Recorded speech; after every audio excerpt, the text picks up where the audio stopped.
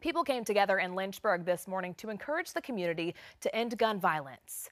Moms Demand Action put together the event at the Jubilee Center. Many attendees wore orange. Surviving family members of gun violence victims left messages for everyone to read. They included the mother of Adam Ward and the uncle of Dreon Browley, the EC Glass student killed last month. He says it's his duty to speak up. People need to hear. People need to hear from people who suffer from gun violence, and they need to hear, the pain that you go through. And it's very unnecessary.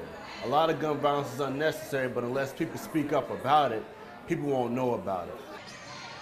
The event followed National Gun Awareness Day on Friday.